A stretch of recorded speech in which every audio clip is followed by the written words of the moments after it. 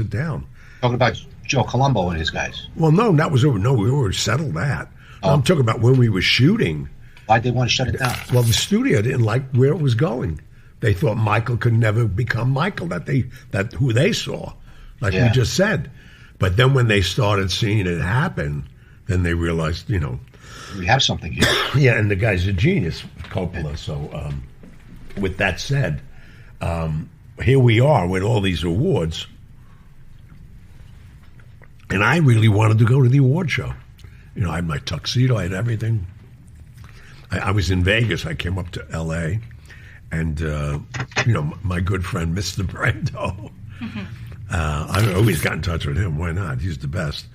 And with that said, I said, "Were you going to go tomorrow? You want me to come? I'll pick you up." And he said, "I ain't going." So he didn't go. I said, "What do you mean you're not going?" "No, you didn't go." Did any of you guys go? I didn't go either. I hung out with him, but only to find out what he did. He let the Academy know that he wasn't going. I don't know what excuse he gave them. But I'm having this, I can't believe this, Shiana Littlefeather. Shashim Littlefeather. So you knew her. I didn't know her. Sure. Okay. Probably dated back in the day. Shashim Littlefeather was going to go in his honor, and would they respect her and give her his ticket? She has a message for me if I should win, because he didn't know he was going to win. And but at that time he was so bitter already, because here's the movie's out as a big hit, and Brando basically fought for that part. Nobody knew that. I mean, he really wanted this part. He needed it. I mean, Brando's career was insane because, he won an Oscar for On the Waterfront.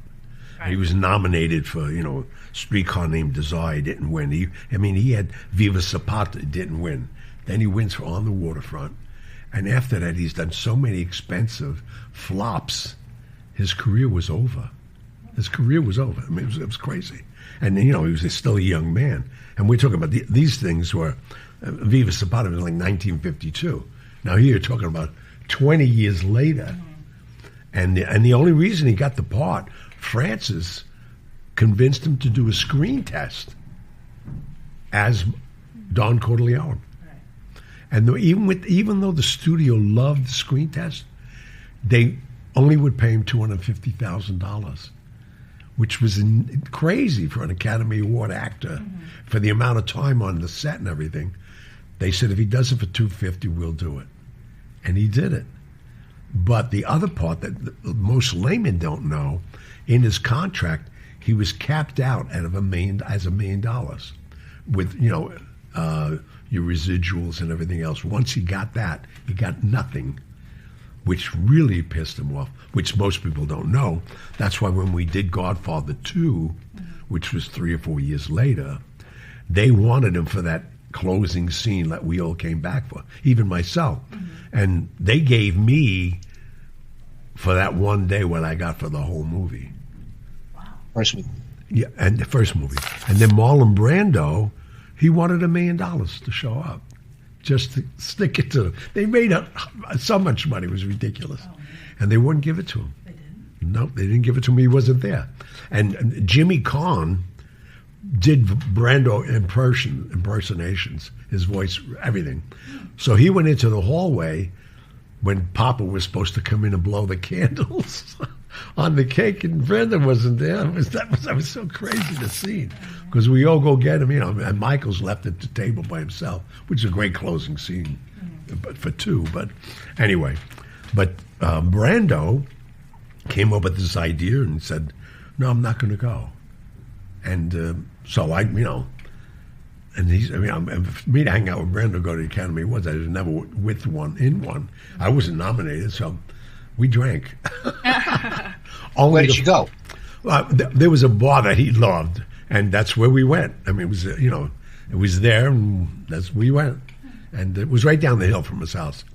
So it's no longer there. But with that said, when he wins, this Littlefeather goes up and rejects the Oscar. Said, Mr. Brando is very appreciative, but he does not accept the Oscar. And so he never physically got that statue? Did he? No, I don't know. Maybe he did. I don't know. That part I don't know.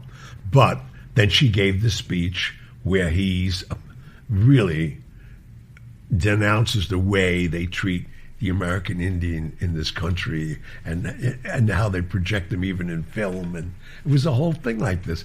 I was shocked, but I only to find out soon after, like the next day, that I didn't know George C. Scott, he did the same thing the year before. Yeah, what was his complaint? I don't know that. No, I was trying to find out what it was, and nobody seems to know. But because I did some research today, knowing we were going to talk about it.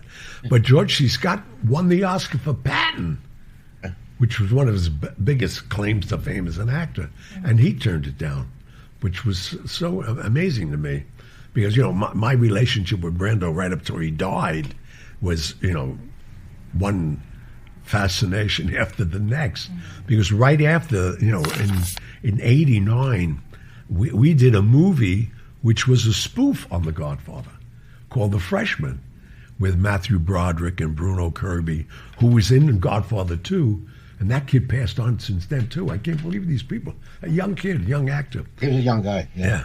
And then Maximilian Schell, and that movie was